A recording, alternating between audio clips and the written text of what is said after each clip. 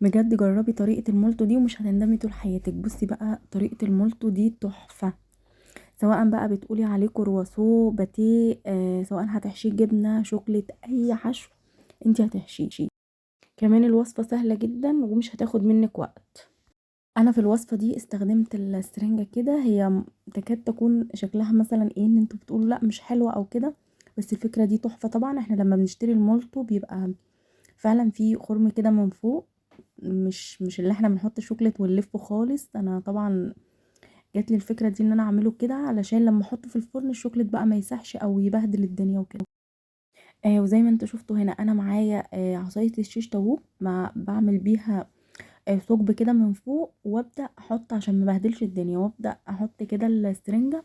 طبعا السرنجة دي فتحاها نظيفة معقمة، لان طبعا حاجة الاكل دي لازم تكوني متأكدة يعني انت بتعملي حاجات دي لولادك، عشان طبعا بتبقى عايزة نظافة وكده، واللي هو توفير، لان 4 قطع مولتو بقوا ب3 وبقوا ب6، بقت اسعار خزعبلية بصراحة. فطبعا لا، احنا هنوفر وهنعمل لهم حتى لو ما كانتش بنفس يعني بره التركات بتاعت بره، بس اقل ما فيها انت عامله حاجه مضمونه وحاجه نظيفه. وطبعا الاطفال بيحبوا اي حاجه فيها شوكليت. وتعالوا نبدا كده بسم الله ونقول لكم الطريقه بقى والمقادير. بصوا هنا انا خدت مكعب زبده كده او معلقه زبده صغيره بدرجه حراره الغرفه. طب لو ما عندكيش زبده استخدمي اي حاجه انت عايزاها، سمن نباتي اي حاجه، ما توقفيش نفسك، اي حاجه هتديكي النتيجه برضو. وحطيت كده معلقه سكر كبيره ومعلقه ملح صغيره. وطبعا الخميره حطيت الباكت الخميره كله، هو كده كده تقريبا معلقه الا ربع او معلقه متوسطه. وحطيت معلقه لبن بودر كبيره. ما عندكيش برضو لبن بودر مش مهم، بس الفكره ان لبن البودر بيدي للعجينه هشاشه كده وبيخليها طريه. تمام. وهحط نص كوبايه لبن. كده كده انا هكمل الباقي بميه، يعني لو احتجت العجينه هكمل الباقي بميه. طبعا احنا هنحتاج يعني، بس لان انا حاطه لبن بودر ولبن كده يعني، فحط بقى ميه الباقي. هنا انا حطيت المقدار بتاعي ده بالظبط نص كوبايه ميه، نص كوبايه لبن، كوبايه الا ربع ميه، 3 كوبايات دقيق. وحاولي الكوبايه او المعيار اللي انت تقيسي بيه، قيسي بيه كل حاجه عشان المقادير بتاعتك تطلع مظبوطه.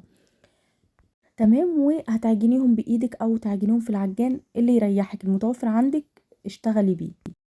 العجينه بقى معاكي لازم تكون بتلزق عشان تطلع هشه كده وطريه وتديكي الهشاشه بتاعه المولتو كده، ما تبقاش العجينه مكتومه. ده اهم حاجه.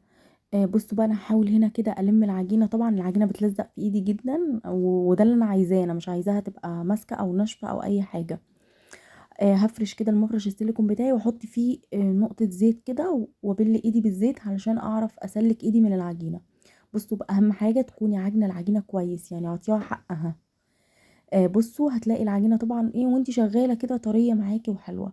البولة دي هجيبها كده، احط فيها نقطة زيت واغطيها بورق ستريتش او كيسة كده. بس اهم حاجة ادهني العجينة من فوق زيت، لان العجينة طرية جدا.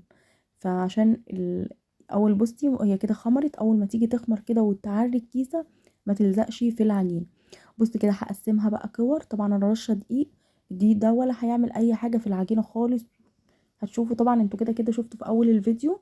اهم حاجه بس ما تنسوش تشتركوا في القناه وتفعلوا زر الجرس عشان يوصلكوا كل جديد. هنعملها كده كور متساويه. طبعا هرش دقيق لان العجينه بتلزق جدا يعني. هرش بقى دقيق. طبعا انا كنت جايبه زبده فيرن. قلت دي هستخدمها بقى للحاجات ديت، يعني لان اغلب المعجنات واغلب الحاجات دي بتبقى عايزه زبده وحاجات كده، وانا فعلا كنت محتاجه استخدمها في كذا حاجه، لان انا مش بحب استخدم يعني الزيوت الكتير اللي هي بتاعه التموين او كده في الوصفات ديت. فقلت هشتري الزبدة. انتي برضو لو عندك زيت وعايزة تشتغلي بيه اشتغلي بيه، بس يفضل ان هي تكون زبدة او سمن نباتي، يعني يفضل الحاجتين دولت. بس كده. بصوا بقى، كل طبقة هاخدها يعني زي ما انتوا شفتوا بقى، كل طبقة هاخدها اديها يعني افردها كده بالنشابة. يعني النشابة السيليكون عندك ماشي، بس انا بحب النشابة دي جدا، لان هي بتفرد كده وببقى متحكمه بعرف امسكها. كل طبقه هفردها كده واحط عادي. الدقيق مش هيعمل زي ما قلت لك اي حاجه خالص تقولي انت حاطه دقيق كتير ولا الهوا. دولت عندي كانوا كام كوره؟ 16 كوره. هقسمهم على 8 و8. بصوا الزبده طبعا سايحه، هي بدرجه حراره المطبخ. بس كانت ماسكة برضو. فانا كنت بحطها كده كده كده، هي هتتفرد مع العجينة وهتوصل لكل العجين. احط حتة كده اوزعها، وبعد كده بقى اخد بالنشابة بتاعتي. سوري. هفرد بقى بالنشابة كده. برضو بحط دقيق زي ما قلت لكم، العجينة لازقة جدا فمش عايزاها تلزق في المفرش السيليكون، فعادي بفرد. بصوا فردت كده، واجيب بقى العجلة بتاعتي كده، القطاعة، واقطع بقى مثلثات كده. بصوا بالطريقة دي. بصوا والله العظيم انا عايزه اقول لكم، مش عارفه اقول لكم يعني، ابني لما داقه عجبه جدا. وابدا الف كده، مش هحط زي ما قلت لكم انا زي ما وريتكم في اول الفيديو ان انا مش هحط شوكليت خالص غير لما تطلع من الفرن بالطريقه اللي انا قلت لكم عليها. والشوكليت دخل. وممكن بقى لو انت عامله مثلا يعني الكرواسون او المولتو كبير شويه، هتحطي تضغطي يعني تحطي شوكليت اكتر من بره، اكتر من المولتو اللي احنا بنشتريه من بره. بص هجيب بقى الصينيه بتاعتي كده وادهنها بس ايه، حته زبده كده بس عشان خاطر ايه ما العجينه ما تلزقش، يعني لما احطها في الفرن ما تلزقش في الصينيه. بس وابدا ارصه كده واسيبه ادخله احطه يعني في الفرن كده، في فرن البوتاجاز، واسيبه بقى ايه يخمر شويه، وبعدين نعمله مع بعض. بصوا برضو هعمل معاكم يعني كمان واحدة هفردها معاكم. انا طبعا حطيت طبقات زي ما انا قلت لكم، اللي هو طبقة وتحطي زبدة وطبقة كده وهكذا. هفردها برضو معاكم كده واقطعها عشان تشوفوها.